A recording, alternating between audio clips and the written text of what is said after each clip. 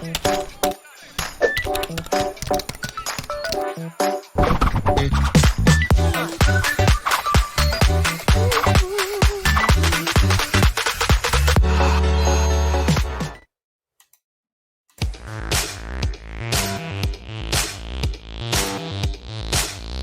Entrepreneur MBA podcast purpose is to help existing business owners grow their companies past the 10 million in revenue per year benchmark. Here is your host, Stephen Halasnik. Welcome, everyone. My name is Stephen Halasnik, and I'm co-founder and managing partner of Financing Solutions. Financing Solutions is a leading provider of lines of credit to small businesses and nonprofits. Our line of credit program is fast, easy, inexpensive, and costs nothing to set up, making it a great cash backup plan for your business. If you'd like to learn more about our line of credit program, please visit us at fscreditline.com. That's FS as in Financing Solutions, creditline.com, or give us a call at 862-207-4118. Just remember, the time to set up a line of credit is now, before you have a problem. So that way, when you have an issue or you want to make an investment in your business or your organization, you have the line ready to go. And because it doesn't cost anything, it kind of makes a lot of sense, or it doesn't cost anything until you actually use it. It makes a lot of sense to get it in advance. Today, I am very excited to be speaking with Miki Vandeloo from, no, it's Mikey, right? I'm sorry. No, Miki. Miki. Oh, Miki, I like said mouse. it right. Like mouse, yeah. Thank you. From Lakeview Consulting. Miki is the president of Lakeview Consulting, a team of 5 experienced grant professionals who have collectively obtained over $240 million in grant funding for nonprofit and for-profit clients. The Lakeview team provides research, writing, and consulting services to help those in the manufacturing technology communities grow and succeed. Miki has over 15 years experience performing grant incentive consulting services for clients in the manufacturing and technology communities, including trade associations, college and universities, technical vocational programs, manufacturing extension partnership centers, and for manufacturing and technology companies, or for-profit manufacturing and technology companies. Her engineering and business degree, as well as over 25 years of experience in manufacturing, provide a sound technical foundation for her grant writing services. She has personally obtained over $60 million in grant funding for her clients. Miki's published the book, The For-Profit Grant Writing Guide, in 2014, and is one of less than 300, and is one of the 350 grant professional certified writers in the United States. She has been a mentor and a coach and volunteers at local nonprofits.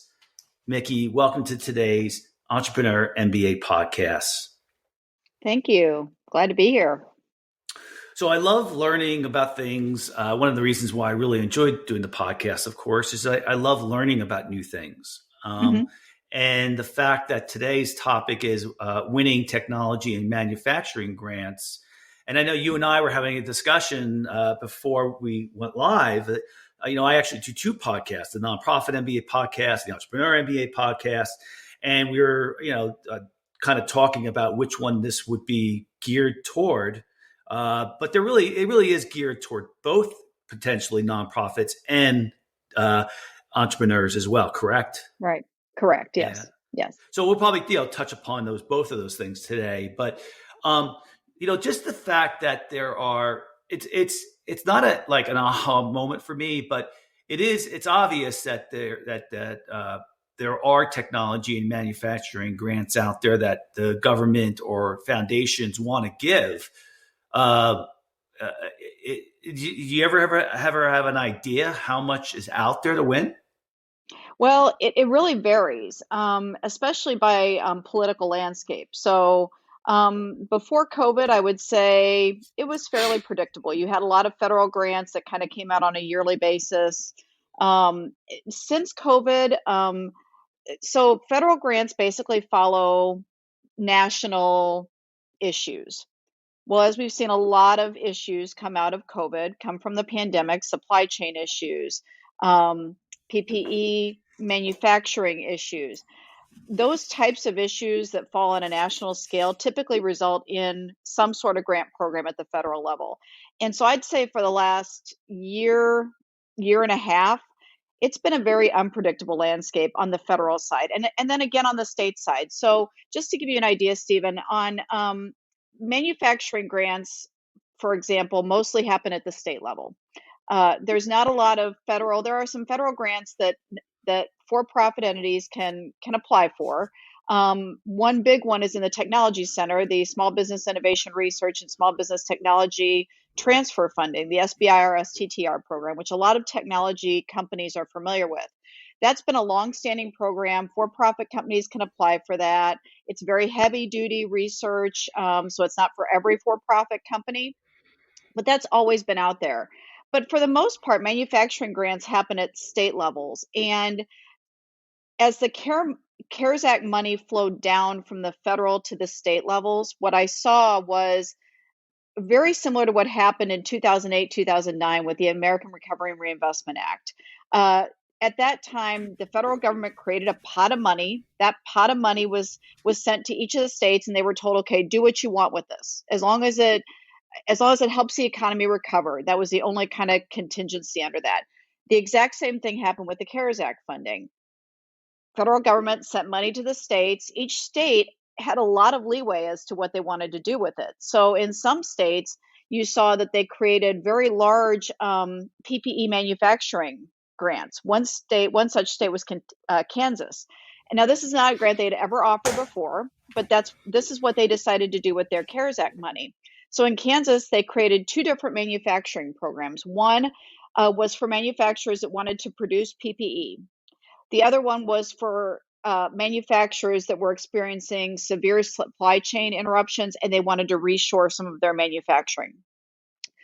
So one thing I helped a company in Kansas I helped them get over $4 million in funding for two new manufacturing lines, one under each program, because they happened to produce sanitizing agents and soaps and things that were considered PPE.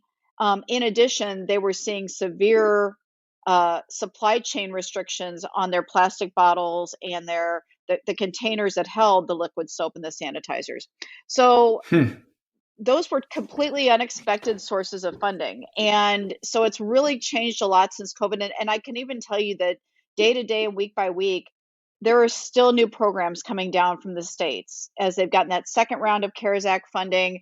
More new programs from the states. Some are funding things like broadband. Some are funding activities like, again, PPE manufacturing, reshoring, anything that has to do with manufacturing competitiveness. Again, though, it varies state by state. So I've never really been able to predict accurately that this grant will be here on this day at this time. But up until this year, it was fairly predictable. Now I'd say it's completely unpredictable. There was I think within the last couple of months, and I don't think it was part of the CARES Act, there was a bill that was put forward for manufacturing in the United States. I don't know if it passed. I didn't think it was part of the CARES Act, but it just seems like the environment is kind of the political environment right now is pro manufacturing in the United States because of the PPE issues, the reliance on China issues, jobs, all those things. Is that an accurate? I know you said you can't predict, but doesn't it feel like the as dysfunctional as we've been recently within the last couple of years, that they seem to be moving toward a direction of providing more funding? Yes, it would certainly seem that way. The one that I believe you're talking about was the executive order. President Biden, Yes. right after he came into office, did the Made in America executive order. And that actually has flowed down to several committee type activities, one of which in this past week, I believe, was the supply chain committee's findings, the supply chain task force. I guess it was a task force, their findings, and it was very much indicative of the role of electronics manufacturers, semiconductor manufacturers, PPE manufacturers, medical manufacturers, pharmaceutical manufacturers.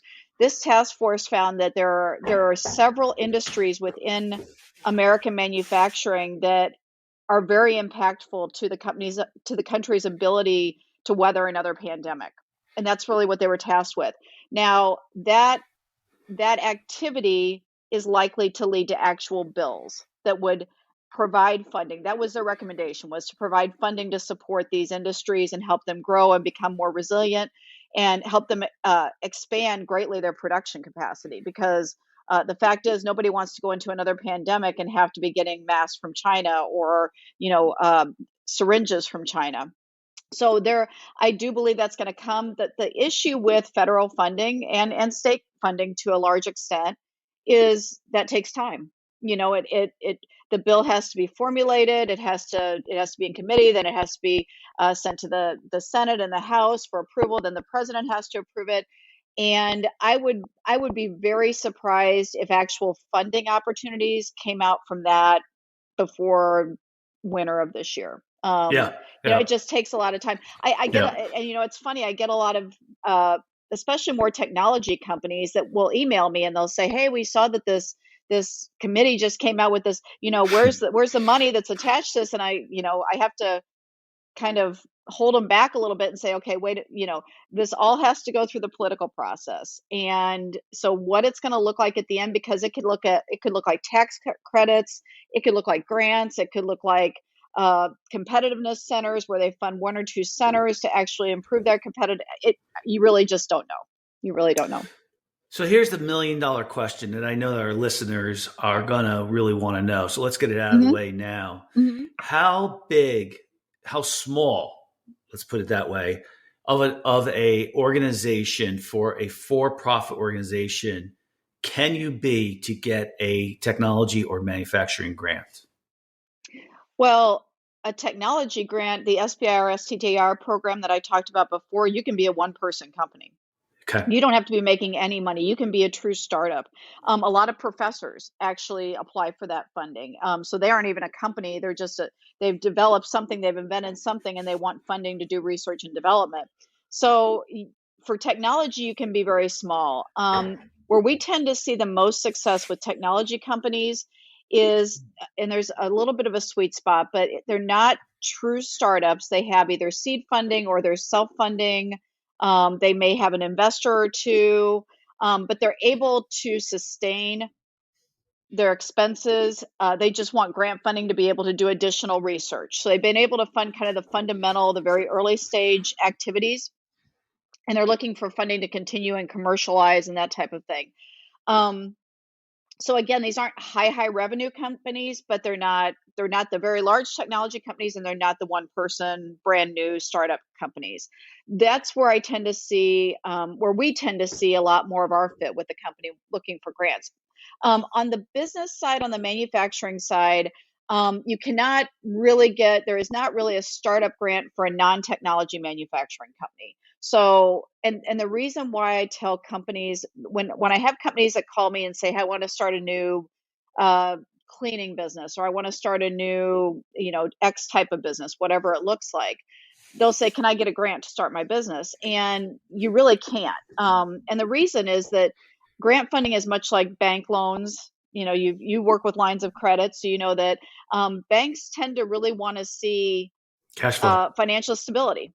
They want to see that you have some ability to pay back a loan. Well, the grant funder is exactly the same way. Now, the SBA provides some low interest loans. They provide some loan guarantees, and that's usually where I send brand new startup companies. But you have to be kind of out of the startup phase. You have to have had about 3 to 4 years of very solid financials, a marketable product. And then the state grants might come into play for training, for recycling activities, for capital investment. There's a lot of different outcomes that grants will fund in the state, but you do have to be a rather established company. Yeah.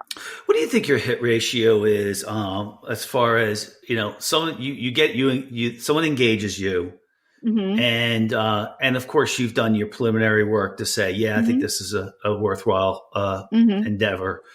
And, what percentage of the time do you actually get money for your clients? Well, it really depends on how competitive the landscape is for the Uh, funding. Most state grants, I'd say we're probably, I don't track it exactly, but I would say we're probably 85% yeah, successful on that's the what state grants. On the yeah, federal grants, we're probably at that 50, and but those are typically very competitive grants, like the SBIR program. And I never, by the way, tell a manufacturing or a technology company, if you have the option to do a state grant, I will tell you to do a state grant before you do a federal grant, because they're yeah. naturally going to be less competitive. Um, so SBIR, for example, only about 35% of first-time submissions are successful for SBIR or STTR. And I'm very open with that with clients. I tell them, if you're going to apply for this, I understand, but you've got to understand that the first time through, you're only about 35% successful. Now you can apply more than once for these grants. So, you get the feedback and then you revise your application. You might be successful on the second time, and your success rate is the highest at the third submission usually. But we help clients through that whole process. We'll help them integrate the feedback into their proposals. We'll help them resubmit. The only thing that comes into play is the timing. With federal grants, you might apply for a technology grant in June, and you probably won't find out until maybe September that you've gotten the grant, and you can't do anything until you find out you get the grant. So if somebody's in a hurry to do anything, I tell them, listen, this is probably not the way you want to get funding, because it just takes a long time. I think where it would be really helpful is if someone has an existing business and they want to add some additional services, Hmm. add something else to the existing businesses where, maybe they have some time to wait, for the Hmm. answers, and they have some money, of course. So the cash flow is there. I mean, they're going to like that from a Hmm. grant writing perspective. Hmm. The government, I meant, perspective. Hmm. Um, so, it's a great way to add additional services and to reduce, your risk factor. Hmm. Oh, Agreed. absolutely. Yeah. When you notice, what do you think? You've been doing this for a while now. What do you think the number one criteria is? Like, I'm sure as you're doing this, you can predict. You could say this one's going to happen, okay, or you can say, you know what, this is kind of going to be like a 50-50 chance. What is the thing that you see that most guarantees that someone probably is going to get what they're looking for? Um, by far a solid project design. So if, for example, we're applying for a piece of recycling equipment, the government doesn't want you, or this funder doesn't want you to say, we're going to put in some piece of equipment. We don't know what kind it's going to be. We think we're going to put it in this time frame. We're not really sure that we have a market for it. We're not sure that we're really going to see the tonnage that the vendor says. They want to see solid, fact-based project design. So you need to know what activities you're going to do specifically, who's going to do them, what's it going to cost to do each of those activities, and what's going to be the outcome. So if you have this recycling project, what a funder wants to see is we're going to purchase X piece of equipment. We're going to install it in July of 2021. We're going to be operational in October of 2021. Our market will increase by 30%.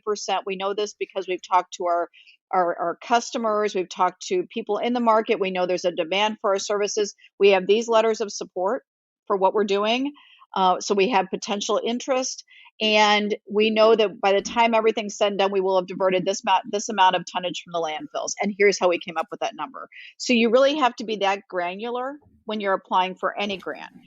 Because again, if you take that very general, broad approach, you're not going to make the funder comfortable that you really put any time or effort or really know what you're doing. The other thing is if a client can't answer all of the questions clearly, they're probably not going to get the grant.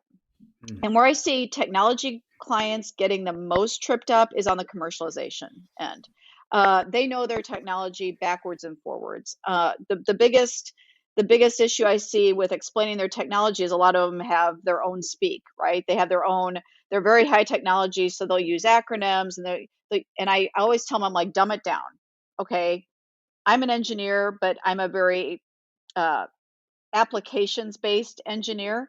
So talk to me and tell me about your technology in my speak, not in your speak. Because if you start talking in your speak, you may alienate a reviewer. Um, but technology companies don't, they where they tend to fall short is in really researching their market for what their technology, the market for their technology. And so that is by far the hardest thing for them to convey. And that can really be detrimental to them. You get the. Are you allowed to follow up with the person who's going to be reviewing the application, even if they don't call you? I always encourage my clients early in the process to vet their idea with the program manager. Even if it's a state program, they're very open to looking at ideas and saying if they think it's going to be a good fit. I'll use as an example, I'm working with a manufacturer up in North Dakota. And North Dakota has, I'm sorry, South Dakota. South Dakota has a proof of concept fund. So they can actually do kind of applied research into manufacturing technologies, and they will help fund that applied research. So testing of a new product, for example. And so I was a little bit concerned that maybe this client's project wasn't a good fit. So we actually reached out to the funding program manager and said, "Is this a good fit?" And they basically said, "Yeah, go ahead and have them submit a one-page concept paper. We'll take a look at it. We'll give them a good read." That way, and it benefits the client in two ways. One, they don't have to spend the money putting together a full proposal. They get the read before they do the proposal, but also it gets them an idea of how granular they're going to need to be in their project design. Even concept papers have a very specific structure. So, um, I would say that's probably, that's where it's the hardest for technology companies. So you've been doing it, like I said, you've been doing this a while. What's your? This is just more of a national perspective question, layman perspective, and that is, do you feel like these grant programs work? I do. When they're administered well, they work very well. And most of the long-standing state grants work very well. Training grants, for example, tens of thousands of employees in every state are trained because of manufacturing training grants. And there's training grants in almost every state. And they fund usually half the cost of training, sometimes up to 100% of the training cost. So, it's that those types of programs are very effective. If the program is designed well, my fear with the CARES Act funding is that they were done in such a hurry that, you're starting to see some of this appear in Google alerts, and some places were not managing their money very well. Some states, some cities, and I think it's because they didn't take the time to really design the programs well. And that typically happens when programs have been around for a while. So you have to have very measurable outcomes. You have to be able to, and companies have to expect to provide reporting. Companies usually have to self-report. So if you say you were going to invest this much in this equipment, give us invoices to prove you spent that much. If you say you're going to hire 3 people, give us proof that you hired 3 people. So it's a very auditable process. When that reporting happens well and when the program's designed well, I think they work very well. Sounds like everyone's impression, a lot of people's impression of the government is that it's inept. But I had some experience in my early career working with the government too, and that wasn't my experience. Honestly, I kind of found that especially in the federal level, they're very capable. Has that been your experience? It has. I think like any organization, any company, there's some people that are really good at what they do, and there's some people that are maybe not so good at what they do. I've worked a lot with the state economic development people, and by and large, I've found them to be very good, very responsive, very helpful.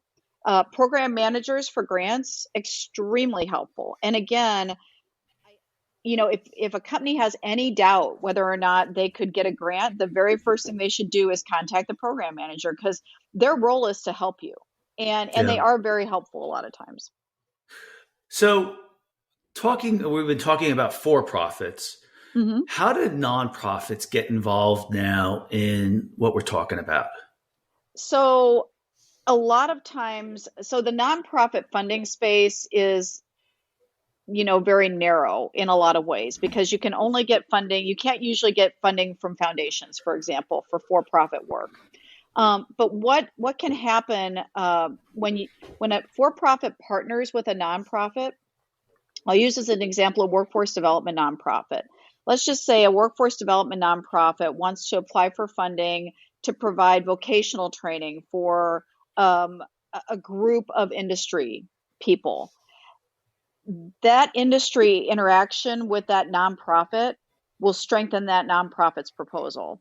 In addition, some of the activities that the for-profit companies do can be funded through that nonprofit's proposal. So it widens the funding landscape for that manufacturer.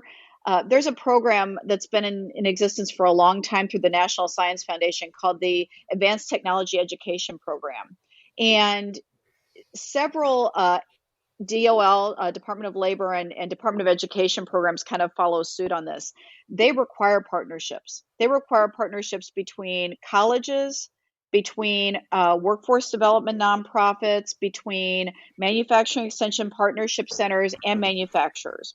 And usually the goal of those types of programs are to engage as many what we call wraparound services as possible to ensure that the outcome is achieved. So if you're looking to grow a pipeline of technically skilled people, which is a definite need in manufacturing now and has been for a while, what they want is they want that industry perspective. So they want manufacturers to be involved. They want the people that actually recruit and do the training. They want people that can funnel students into the program, which a lot of times these nonprofits can do. They want people that can provide the training, which is the community college's role. The manufacturing extension partnership can help recruit industry into the program. But what funders are seeing, and I think this is why you see so many programs that are going to this partnership model, is the impact is incredibly greater when you have those strong partnerships. Where that ends up not being the case is where manufacturers don't tend to go out and seek those partnerships. So usually it has to be on the community college, on the manufacturing extension partnership center, on the nonprofit side, to go out and actually recruit industry, because that is not happening usually the other way around. So give me a real case scenario where something that really happened, where so that our listeners can understand how this whole thing works between a nonprofit and a for-profit. So an example, tell me, no names, of course, but tell me okay, this community college wanted to do this. And so they went out and found a for-profit company, and then they went out for this grant together. But give me a real life example.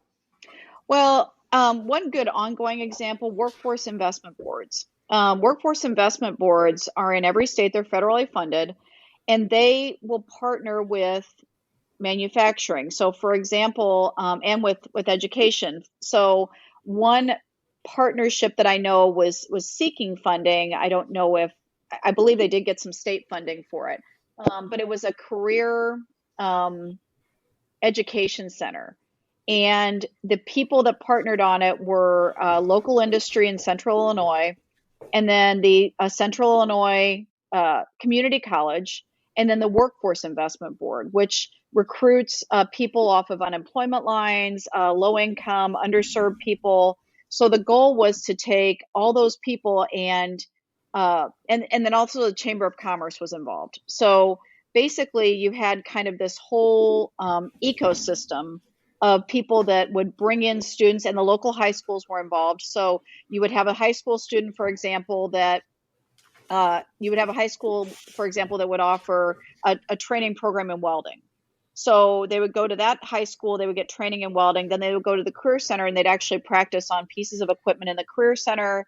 The the Workforce Investment Board could bring in adults, maybe young adults that were struggling, and they could also get training through this program. The community college would deliver a lot of the support training programs, and then the Chamber of Commerce would continue to engage industry in the area to hire the people from the program, to provide internships and apprenticeships and that kind of thing.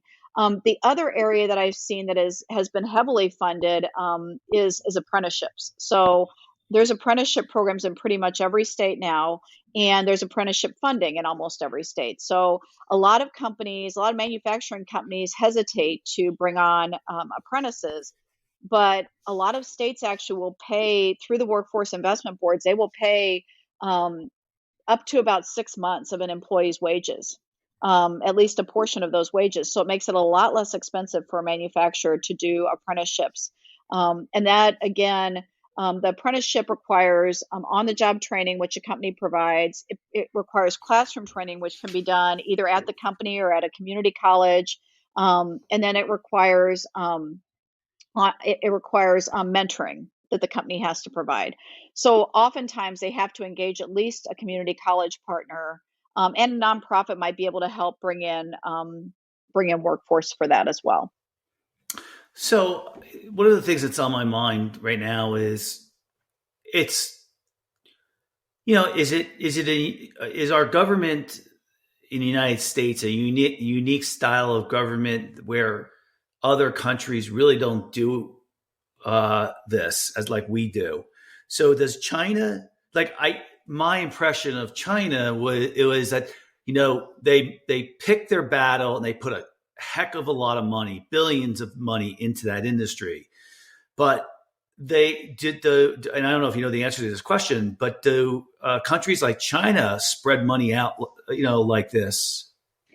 I kind of see it from the outside. I don't do any real international work, but I can tell you that just from what I've seen on the internet, there are significant funding programs in other countries. In Europe, for example, Germany has long funded apprenticeships. That's been their thing for centuries, and they've always supported that at a government level.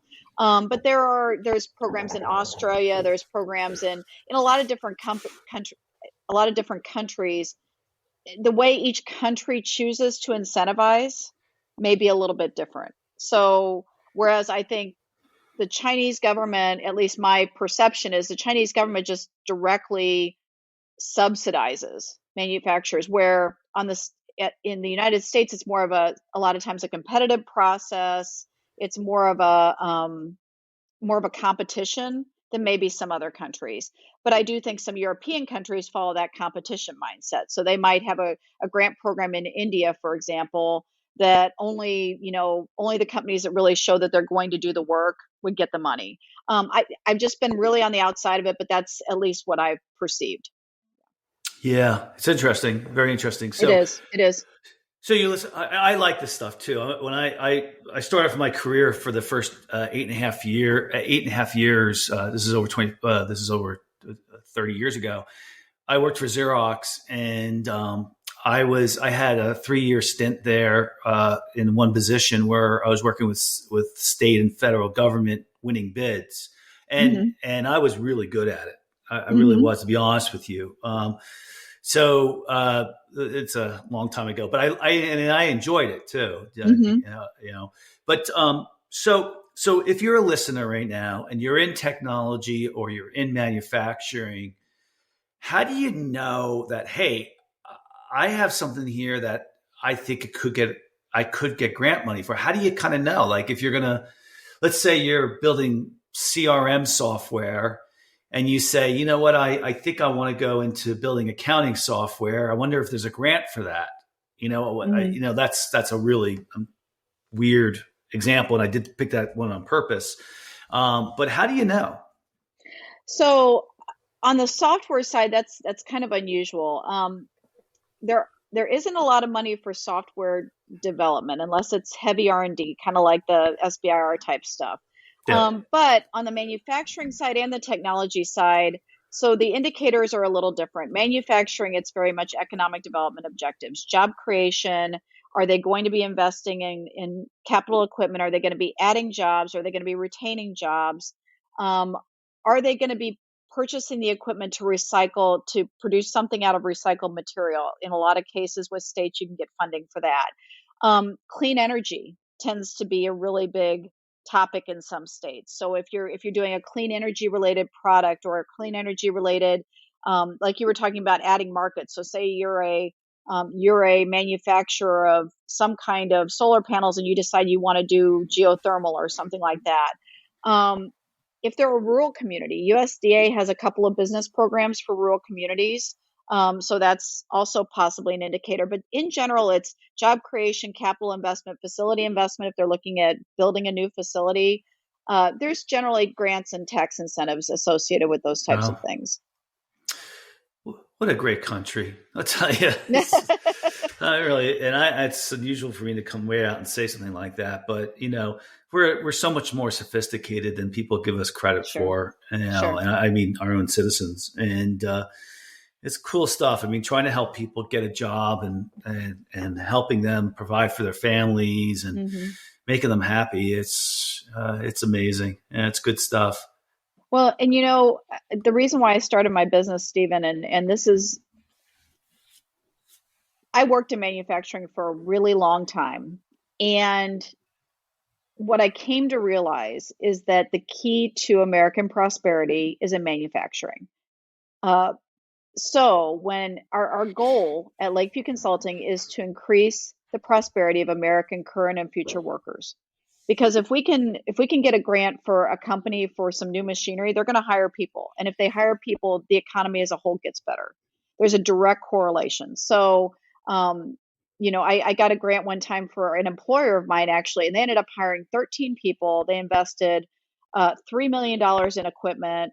We grew our sales astronomically. There's nothing better than that. And, Yeah. I often have to explain that to people that, a lot of grant writers work in the nonprofit sector and they're like, well, we do a lot of good, And I don't disagree with that. Nonprofits do wonderful work in this United States. And there's a lot that do wonderful work in the manufacturing community. But, I tell people, I'm like, I help create jobs every day. I help train people every day. And it's a great amount of satisfaction. And you're right. It's a wonderful country, and it's supported by manufacturing. Yeah. I used to say this statistic several years ago, and I wonder if it's still true. It's something that I think I had read. There is more manufacturing done in the United States today than there ever was. The issue that you have is that the manufacturing that is being done is high technology manufacturing, where it doesn't require as many people. If it's going to be low tech manufacturing, then it's going to be shipped outside the United States.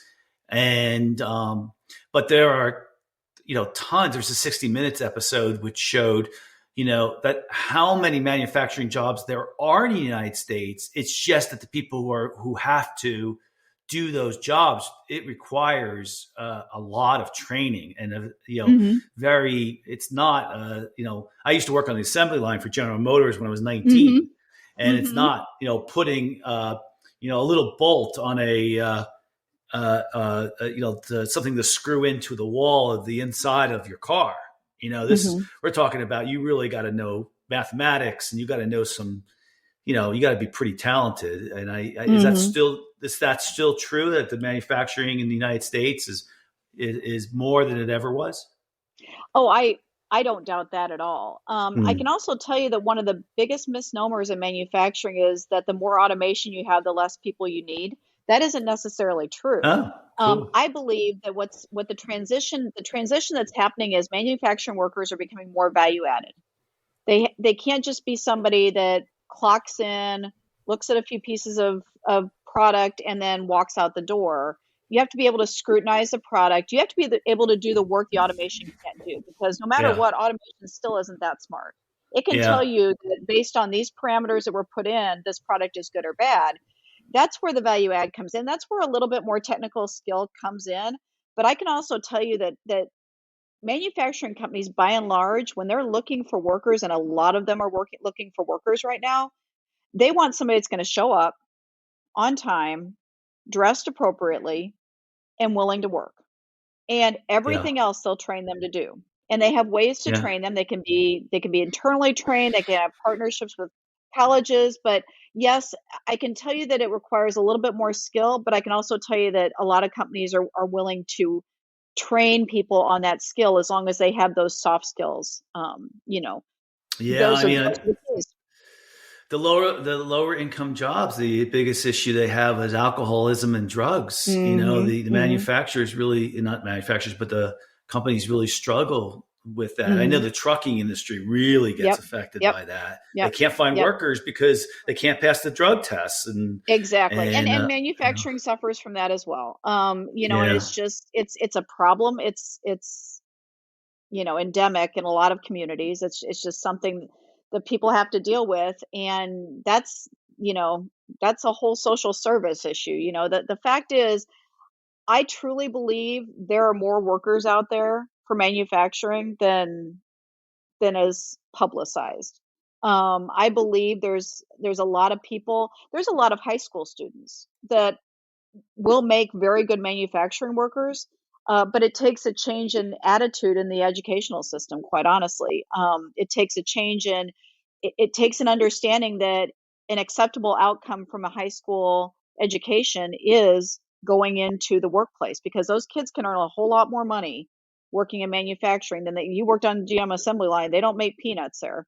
No, So they'll I make a made lot 15. more I money made right out of 15. high school.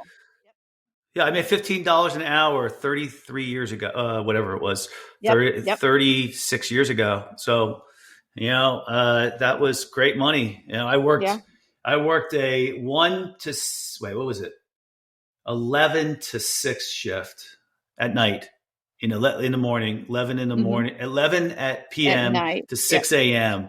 And I would get off work. I would go to the beach, and then I would go home and sleep, and then go back to work again. So it was a good job. Yeah.